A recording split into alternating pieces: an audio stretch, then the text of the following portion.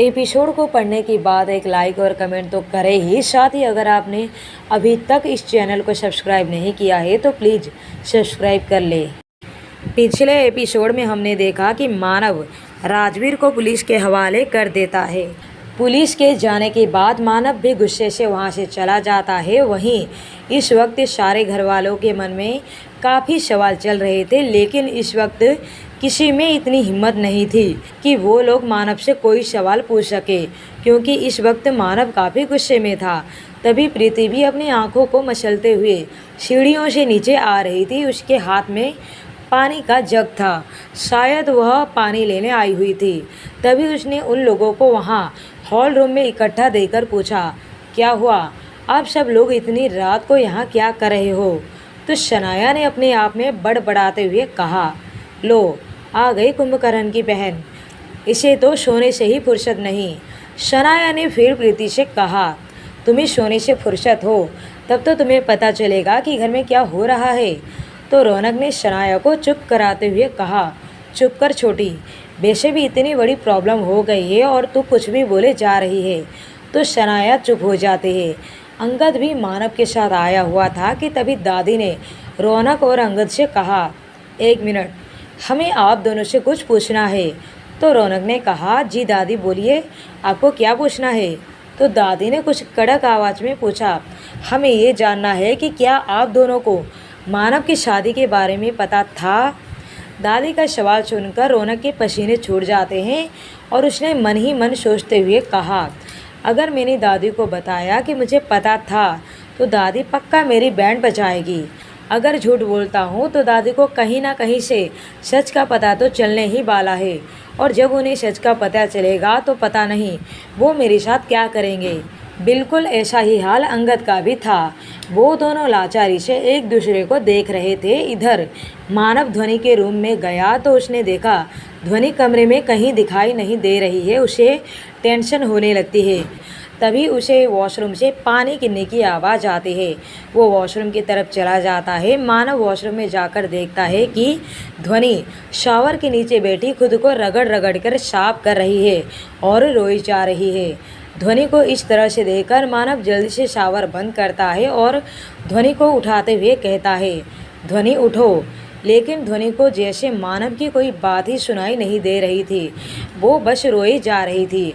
वहीं मानव को ध्वनि की ऐसी हालत देखकर उससे रहा नहीं जा रहा था, तो वो ध्वनि को अपनी गोद में उठाकर वॉशरूम से बाहर लेकर आता है और बेड पर बिठा देता है। ध्वनि को बेड पर बिठाकर मानव टॉवेल से ध्वनि के बाल सुखाने लगता है कि तभी मानव की नज़र ध्वनि के सिर पर लगी चोट पर जाता है और वो फिर ध्वनि के गालों पर, जहां राजवीर के थप्पड़ मारने से निशान बन गए थे, उन्हें देखकर मानव को राजवीर पर और भी ज़्यादा गुस्सा आने लगा था। तभी मानव ने अपनी फ़ोन से रौनक को कॉल करके कहा, Raunak call the doctor right now. जिस वक्त रौनक को मानव का फ़ोन आता है वह उस वक्त दादी के सामने खड़ा था। तभी उसके पास मानव का फ़ोन आता है और रौनक ने जल्दी से डॉक्टर को कॉल कर देता है। वहीं प्रीति ने मानव की शादी के बारे में सुना तो उसकी शक्ल देखने लायक थी। उसे तो मानव के शादी के बारे में सुनकर शौक ही लगा था। तभी दादी ने रौनक से पूछा, क्या हुआ रौनक, तूने डॉक्टर को क्यों बुलाया? तो रौनक ने कहा, दादी वो भाई ने कहा था शायद भाभी की तबीयत ठीक नहीं। रौनक के मुंह से ये सुनकर भाभी की तबीयत ठीक नहीं तो प्रीति को फिर से शौक लगा। वो मन ही मन सोचती है, मतलब यही मानव की वाइफ है, लेकिन मानव ने शादी की कब? वो सोच ही रही थी कि कुछ ही देर में डॉक्टर आ जाता है। तो रौनक डॉक्टर को मानव के पास ले जाता है। डॉक्टर ध्वनि के रूम में पहुंचता है तो देखता है मानव ध्वनि के सिर को सहलाकर उसे शांत करने की कोशिश कर रहा था। फिर डॉक्टर ध्वनि के पास पहुंचकर उसे चेक करता है, उसकी चोट पर बैंडेज लगाता है और फिर ध्वनि को चेक करके मानव के पास आता है। तो मानव ने डॉक्टर से ध्वनि के बारे में पूछता है। डॉक्टर ने मानव से कहा, देखिए मिस्टर बजाज, अभी आपकी वाइफ तो ठीक है, लेकिन शायद उनके साथ जो कुछ भी हुआ है उसकी वजह से उन्हें शौक लगा है, इसलिए जितना हो सके उन्हें आप खुश रखने की कोशिश करें और मैंने दवाइयाँ लिख दी है, उन्हें आप मंगवा लीजिए। फिर डॉक्टर वहाँ से चला जाता है। डॉक्टर के जाने के बाद मानव ध्वनि के पास आता है और उसके सिर पर हाथ रखता है तो ध्वनि डर जाती है। मानव ने ध्वनि को शांत करते हुए कहा, रिलैक्स ध्वनि, मैं हूँ। मानव की आवाज़ सुनकर ध्वनि मानव की तरफ देखती है और फिर मानव को पकड़कर रोने लगती है। इस वक्त ध्वनि ने मानव को कमर से पकड़ा हुआ था क्योंकि मानव बेड के पास खड़ा था जबकि ध्वनि बेड पर बैठी हुई थी। मानव ध्वनि को चुप कराते हुए कहा, रिलैक्स ध्वनि, मैं हूँ ना तुम्हारे पास, कुछ नहीं हुआ है। तो ध्वनि ने इस तरह मानव को पकड़कर सिसकते हुए कहा, मुझे घर जाना है, मुझे यहाँ नहीं रहना, प्लीज़ मुझे यहाँ से ले चलिए। मानव ने कहा, ओके, हम अभी घर जा रहे हैं, लेकिन उससे पहले तुम रोना बंद करो क्योंकि मुझे मेरी जंगली बिल्ली पसंद है, ये रोने वाली बीवी नहीं, सो डोंट क्राई। मानव के ऐसा बोलने पर ध्वनि चुप हो जाती है और मानव ध्वनि को अपनी गोद में उठाकर वहाँ से ले जाता है। जब वो लोग हॉल में पहुँचते हैं तो सब लोग उन्हें ही देख रहे थे। वहीं प्रीति के लिए ये तो एक बहुत बड़ा शौक था। जब उसने ध्वनि को मानव की गोद में देखा, उसे तो मानो कुछ ही समझ में नहीं आ रहा था। तभी दादी जी की आवाज़ सुनाई देती है। दादी ने मानव से कहा, मानव, आप इस वक्त कहाँ जा रहे हो? मानव ने दादी से कहा, दादी, मैं अपनी वाइफ को लेकर यहाँ से अपने विला में जा रहा हूँ क्योंकि मैं नहीं चाहता कि मेरी वाइफ को यहाँ कोई और प्रॉब्लम हो। मानव के मुँह से ये सुनकर कि ध्वनि उसकी वाइफ है, प्रीति के ऊपर मानो बिजली ही गिर गई। तो दादी ने मानव से कहा, आपको क्या लगता है कि ध्वनि यहाँ सेफ नहीं? तो मानव ने कहा, आज जो कुछ भी हुआ उसके बाद मुझे लगता नहीं बल्कि पूरा यकीन है कि ध्वनि यहाँ सेफ नहीं। आप उसे अपने साथ लेकर भी जा सकती थी, लेकिन उसे यहाँ इस तरह से अकेला नहीं छोड़ना था। दादी जी ने मानव से कहा, लेकिन मानव, हमें आपसे कुछ बात करनी थी, आपकी शादी के बारे में। तो मानव ने कहा, अभी नहीं दादी, अभी तो मैं यहाँ से जा रहा हूँ। जब ध्वनि की तबीयत ठीक हो जाएगी तब मैं आपसे मिलने ज़रूर आऊँगा। फिर मानव ने रौनक से कहा, रौनक, गाड़ी निकाल। तो रौनक वहाँ से ऐसे जाता है जैसे कोई कैदी जेल से आज़ाद हुआ हो। रौनक इस वक्त मानव के साथ जाने में ही भलाई समझता है क्योंकि अगर वो यहाँ रहा तो दादी जी के सवालों का जवाब उसे देना पड़ेगा, जो कि इस वक्त उसके लिए पॉसिबल नहीं था। इसलिए वो इस वक्त मानव के साथ जाने में ही सही समझता है। फिर मानव भी वहाँ से चला जाता है। मानव और रौनक के जाने के बाद अंगद भी वहाँ से निकलने में ही समझदारी समझता है क्योंकि अंगद को अच्छे से पता था कि रौनक और मानव के जाने के बाद सब लोग उसे ही सवाल करेंगे, इसलिए वो भी बहाना बनाकर वहाँ से निकल जाता है। उन लोगों के वहाँ से जाने के बाद दादी सबको अपने कमरे में जाने के लिए बोल देती है, लेकिन मानव के पापा अधिराज जी दादी जी से कहा, माँ, आप मानव के ऐसा करने पर भी नॉर्मल बिहेव कैसे कर सकती हैं? उसने हमसे बिना बताए शादी कर ली और इससे आपको कोई फ़र्क नहीं पड़ा? तो दादी जी ने कहा, अच्छा, तो आप ही बताइए कि हमें उसके साथ क्या करना चाहिए। शायद आप भूल गए हैं कि आपका और मानव का रिश्ता कैसा है। आपके लिए तो बेहतर यही होगा कि आप उनसे कुछ ना कहें। दादी जी की बात सुनकर मानव के पापा अधिराज जी तो चुप हो गए, लेकिन उनकी पत्नी और मानव की सौतेली माँ सुनैना जी ने कहा, तो माँ, आप कहना क्या चाहते हैं कि हम मानव के इस हरकत पर भी कुछ ना बोलें और उसी लड़की को अपनी घर की बहू बना ले जिसकी हैसियत हमारे घर के नौकरों के भी बराबर नहीं है? आप चाहते हैं कि हम उसे अपनी घर की बहू मान लें? तो दादी जी ने कहा, अच्छा, आप एक बात बताइए कि आपके पास ध्वनि को बहू मानने के अलावा और कोई ऑप्शन बचा है? और मत भूलिए कि मानव आपको अपनी माँ नहीं मानता। आप ध्वनि को अपना बहू माने या न माने, इससे मानव को कोई फ़र्क नहीं पड़ता। तो आपके लिए बेहतर यही है कि आप ध्वनि को भी अपना बहू मान ले। और वैसे भी ध्वनि एक अच्छी लड़की है, हमें उसे अपना बहू मानने में कोई परेशानी नहीं। बस उन दोनों से थोड़ी सी नाराज़गी ज़रूर है कि उन लोगों ने शादी कर ली और हमें बताना ज़रूरी नहीं समझा। और फिर दादी सबको अपने अपने कमरे में जाने के लिए बोलकर वो खुद अपने कमरे में चली जाती हैं। दादी जी के जाने के बाद सब लोग अपने अपने रूम में चले जाते हैं। यहाँ प्रीति अपने रूम में पहुंचकर गुस्से से पागल हुए जा रही थी। उसने खुद से बड़बड़ाते हुए कहा, नहीं, ऐसा नहीं हो सकता। वो 2 कौड़ी की लड़की मेरी जगह नहीं ले सकती। मानव सिर्फ मेरा है और मैं उसे किसी और का नहीं होने दे सकती, चाहे मुझे उसके लिए कुछ भी करना क्यों ना पड़े। मैं उसे अपना बनाकर ही रहूँगी, चाहे जो हो जाए। और वहीं मानव की बुआ यानी उपासना जी भी काफ़ी गुस्से में अपने कमरे में थी, क्योंकि उनका इकलौता बेटा भी मानव की वजह से जेल में था। वह भी अपने रूम में बैठी गुस्से में खुद से बड़बड़ा रही थी। ये तुमने अच्छा नहीं किया मानव, तुमने मेरे बेटे को जेल भेजकर अपनी पत्नी के साथ खुश रहना चाहते हो, लेकिन अफसोस की बात तो ये है कि मैं तुम्हें कभी खुश नहीं रहने दूंगी। बहुत प्यार करते हो ना तुम मुझसे। अगर मैंने तुम्हारे प्यार को तुमसे दूर नहीं कर दिया तो मेरा भी नाम उपासना नहीं। वहीं मानव की शादी से कुछ लोग बहुत खुश थे तो कुछ लोग खुश नहीं भी थे। शनाया दादी और मानव के चाचा चाची बहुत खुश थे कि वहीं मानव की माँ बाप और प्रीति और उपासना जी बिल्कुल खुश नहीं थे। सब लोगों का अपने रूम में जाने के बाद शनाया दादी के कमरे में जाती है तो दादी जी ने शनाया को देखकर कहा, शनाया तुम यहाँ इस वक्त? तो शनाया ने कहा, दादी मुझे आपसे कुछ बात करनी है, क्या हम 5 मिनट बात कर सकते हैं? तो दादी जी ने कहा, हाँ ठीक है, बताइए क्या बात करना है तुम्हें? तो शनाया ने दादी से कहा, दादी जी क्या आप भाई से नाराज़ है? क्या आप भाई की शादी को मानती है? दादी जी ने शनाया से पूछा, अच्छा आप हमारी बात छोड़िए, आप बताइए क्या आप अपने भाई से नाराज़ नहीं है? शनाया ने दादी जी से कहा कि दादी सच बताऊं तो मैं मानव भाई से और रौनक भाई से बहुत नाराज़ हूँ, लेकिन मानव भाई के लिए बहुत खुश भी हूँ, क्योंकि उन्होंने एक ऐसी लड़की से शादी की है जो उनके लिए परफेक्ट है।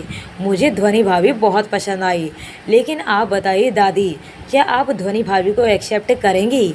दादी जी ने कहा, एक्सेप्ट क्या करना, हमने तो पहली नज़र में ही ध्वनि को मानव के लिए पसंद कर लिया था, लेकिन जब हमें पता चला कि वो शादीशुदा है तो हमारा दिल टूट गया था।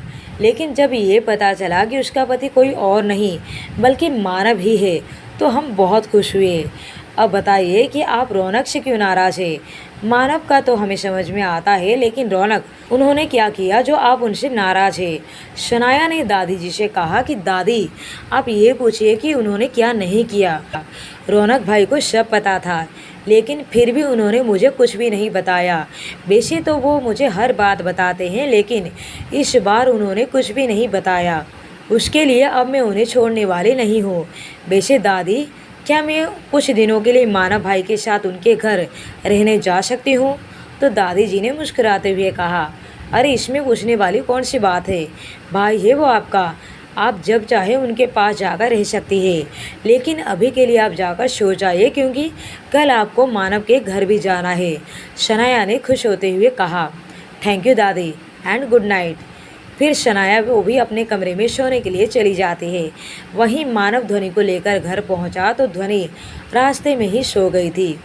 मानव बड़े प्यार से उसे अपनी गोद में उठाकर अंदर ले जाता है। उसने ध्वनि को बहुत ही हिफाजत के साथ उठाया हुआ था, जैसे वो कोई बहुत ही कीमती चीज़ ले जा रहा हो। मानव इस वक्त ध्वनि को उठाए हुए अपने रूम में ले जाकर बेड पर लेटा देता है। जब वो ध्वनि को बेड पर लेटाकर उठने की कोशिश कर रहा होता है तो देखता है कि ध्वनि ने उसकी कॉलर को बहुत ही मजबूती से पकड़ा हुआ है। वो ध्वनि से अपनी कॉलर को छुड़ाने की कोशिश करता है, लेकिन ध्वनि ने जैसे मानव को छोड़ने का नाम ही नहीं ले रही थी। वो इस तरह से उसे पकड़ी हुई थी तो मानव थक कर ध्वनि के बगल में ही लेट जाता है और फिर अपना सिर उठाकर उसके करीब जाकर ध्वनि की फोरहेड पर किस करके उसे अपनी बाहों में लेकर सो जाता है।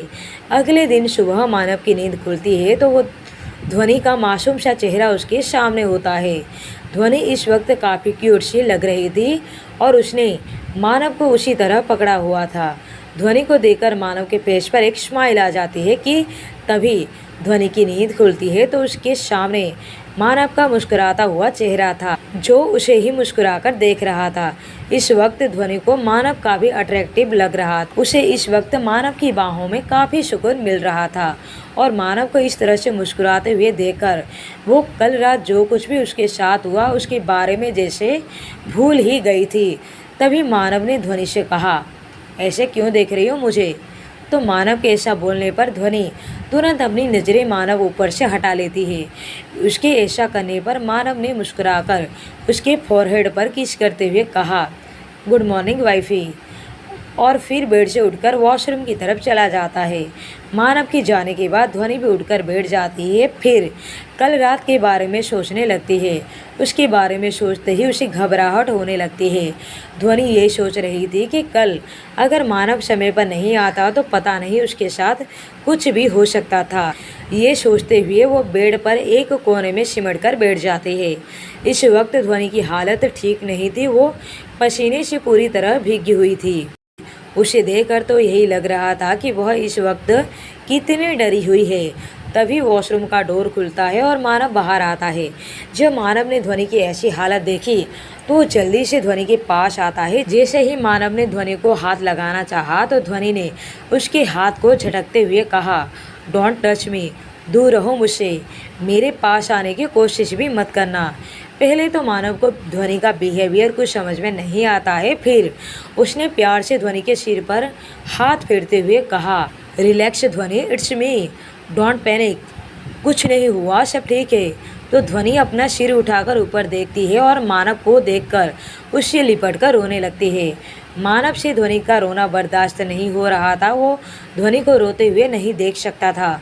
ध्वनि को इस तरह से देखकर उसके दिल में भी दर्द हो रहा था। मानव ध्वनि को चुप कराते हुए कहा कि ध्वनि प्लीज़ चुप हो जाओ, कुछ नहीं हुआ है, मैं हूँ ना तुम्हारे साथ, और जब तक मैं तुम्हारे साथ हूँ तब तक तुम्हें कुछ नहीं होने दूंगा। और फिर वो ध्वनि को अपने आप से दूर करके वहीं बेड पर ध्वनि के पास बैठ जाता है और फिर ध्वनि के दोनों हाथों को अपने हाथ में लेते हुए कहता है, ध्वनि मैं तुम्हें इस तरह से रोते हुए नहीं देख सकता। जो कुछ भी हुआ उसमें तुम्हारी कोई गलती नहीं थी, गलती मेरी थी। मुझे तुम्हें वहाँ अकेला छोड़ना ही नहीं चाहिए था, लेकिन मुझे ये पता नहीं था कि राजवीर ऐसी कोई हरकत भी कर सकता है। लेकिन अब तुम्हें घबराने की कोई ज़रूरत नहीं है, क्योंकि अब तुम तुम्हारे घर में हो और बिल्कुल सेफ हो। यहाँ तुम्हें कोई कुछ नहीं कर सकता। फिर मानव ने ध्वनि के मूड को चेंज करने के लिए कहा, वैसे तुम रोते हुए बिल्कुल अच्छी नहीं लगती, किसी हॉरर मूवी की भूत लग रही हो। तो मानव की बात सुनकर ध्वनि ने मानव के हाथ से अपने हाथ छुड़ाकर उसे घूरते हुए कहा, व्हाट, आपको मैं भूत लग रही हूँ? तो आप यहाँ क्या कर रहे हो इस भूत के पास? आपको तो अपनी उस खूबसूरत बचपन की दोस्त के पास होना चाहिए था। ध्वनि की बातें सुनकर मानव समझ जाता है कि उसका इशारा प्रीति की तरफ है।